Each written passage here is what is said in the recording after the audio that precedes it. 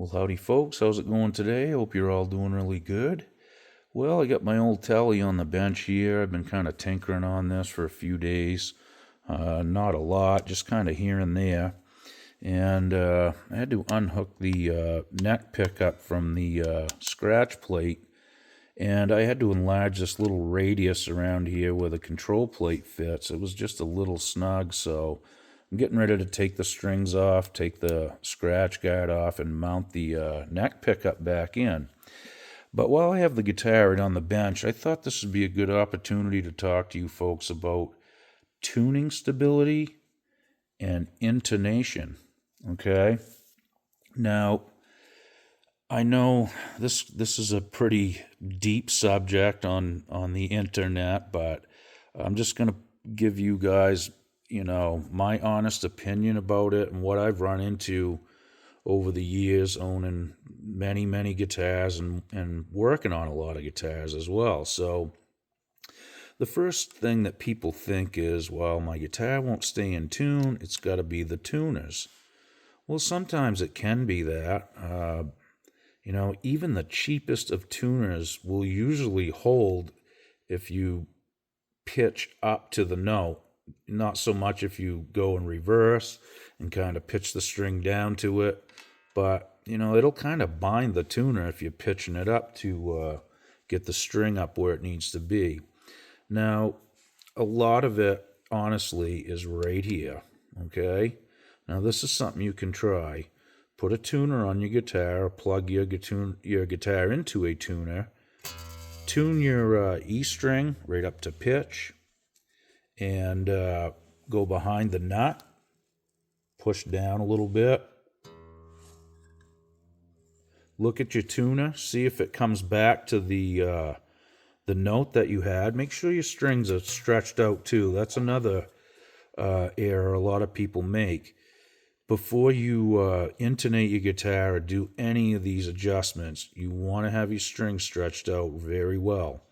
So again, if you can hit that note open, go behind the nut, push it down, look at your tuner. If it doesn't come back to that note, then that nut slot is too tight. Another thing you can do is just push down right on that side of the nut. Check it again. So go through all your strings and check them. And, if it's not staying in tune, I'm guessing that is going to be one of the issues, okay? So, there is some misconceptions about the strings have to be halfway out of the nut slot and all that, which honestly, that's not true. It's nice if they are. It's not a big deal if they're not.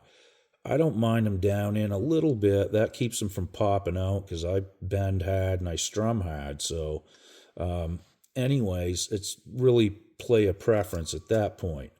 But you want to make sure that it is wide enough, and you want to make sure that it's coming back to that note every time. So if I hit that B string, bend behind the nut, and it doesn't come back to that B note, or if it's, flat or sharp, I know there's something going on here. Okay, so that's the first step. You need to get your strings stretched out. You need to make sure that the nut's not binding the strings in any way, shape, or form, okay? Then you want to make sure that the guitar neck is straight, and then it's time to intonate it, okay? Now, the reason I really am kind of preaching this in that order is because if you go down here and intonate your guitar and the nut slot's binding the strings, you're wasting your time, because either that or you may get lucky, but I highly doubt it. This needs to be right. When this is right, and those strings aren't binding in there, then it's time for intonation. And, it's just really the pecking order and how this has to work.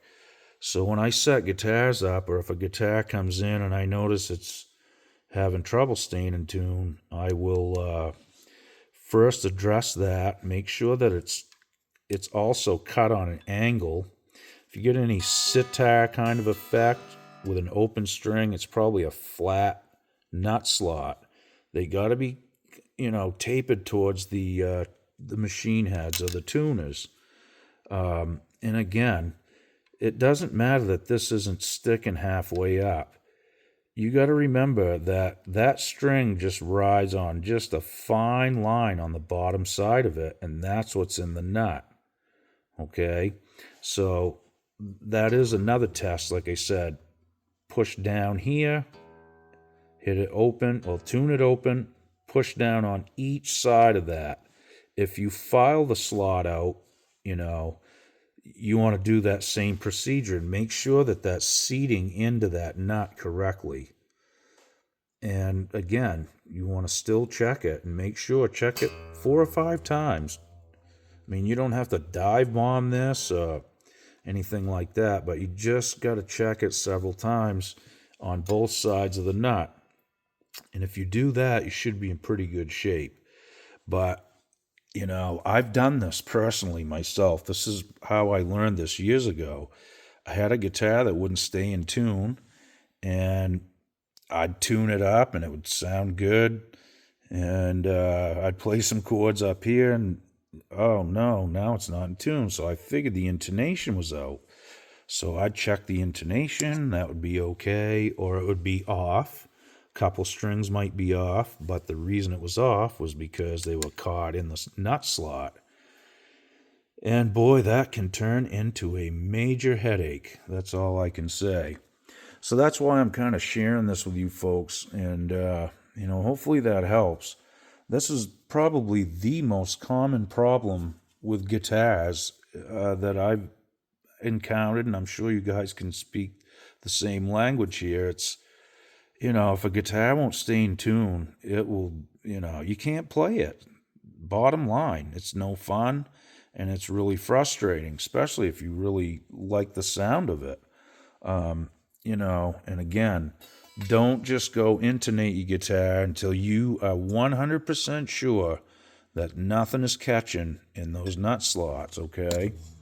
Now, it doesn't matter what you have, if it's plastic, if it's bone, if it's unicorn hoofs, it doesn't matter. They got to be cut right. And it's a lot about the depth, obviously, but, the width, too, has to be just so.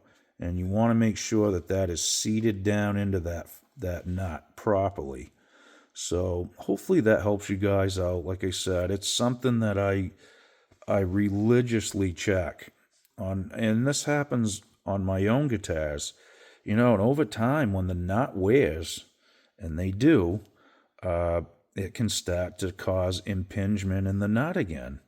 So it's just one of them things, it's if you switch string gauges as well, that can cause issues. If you've been playing 9s, I play 9 through 42s and 9 through 46s in general, and I try to just, if I'm playing 9 through 46s on this guitar, then that's probably the way it'll stay.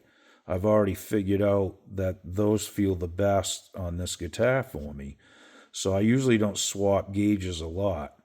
It's guitar to guitar. Sometimes I like a little heavier bass side than I do the treble, but generally it's 9s. Unless it's a short scale guitar, and I may run 10s. But, in any case, I don't switch string gauges a lot once I figure out what the guitar feels like, what it bends like, that kind of thing. If it feels real stiff, then I might run lighter strings, but in general, 9 through 42, 9 through 46 is what I run. So again, make sure you check those. You can get different tools for this too. You can actually use a set of tip cleaners like you'd use to clean an acetylene torch. That's a common tool used to file the nut down. Okay, here's a set of tip cleaners right here. It's got like a little flat file, and it has all these different diameter toothed little cleaners here, and that's made to go in an acetylene torch and clean the tip out. There's little holes in it. So you can use these on your nut as well. It's a little more time consuming, but it's really cheap to purchase these, and they work great. You can see I've bent them as well, so I can use them in different configurations and angles. And that's pretty much what I use. When I first cut a nut like this, I would use probably like a razor saw, and just to establish the lines, not cutting it all the way to depth. I usually will finish with these, but you can get a cheap razor saw on eBay for like, I don't know, 10 or 15 bucks, like this. This is an X-Acto brand. Came with 2 blades. I think it was like 15 bucks. It has a 10 thousandths blade thickness. Pretty handy, really, and those cut very nice. And it's really controlled nice with the nice handle, and you can keep things nice and straight and square. So those are just a few of the tools. Really, that's all you need. This to fine tune them, this to cut new ones. You know, if this is too low, you can shim the nut as well. And if you just have one slot that's low, you can do the super glue and baking soda trick, fill it in, file it back out, and should be sound as a pound. Okay, folks, well, thanks again for watching. I really do hope this stuff helps you guys out. You know, it is a common thing, and I think it gets overlooked a lot. People immediately, and I'm guilty of this too, like, freak out because their guitar won't stay in tune, and it does drive you crazy. It's no fun, trust me. I'm with you on that, but that's an easy thing to check, and it's a pretty easy fix. I'd almost say 90% of the time, maybe even higher, that is the issue. So once that's all set up nice, then go back, check your intonation, make your adjustments, and you know nothing's getting hung up in here. So once you get your intonation set again and get it right, you shouldn't have to touch that for a long time. It should stay pretty good, hopefully. Well, all right, folks, thanks again for watching. Welcome to all the new subscribers. I really appreciate you guys checking out my channel. I'll try to get some more videos up here in the future. I used to do it every day, but lately it's been a little slowed. I've had some other projects I've been dealing with, and you know, it's just that time of year. Winter's coming, folks, so I got to get stuff ready. All right, we'll see you guys real soon. Thanks again. Be good. Okey doke.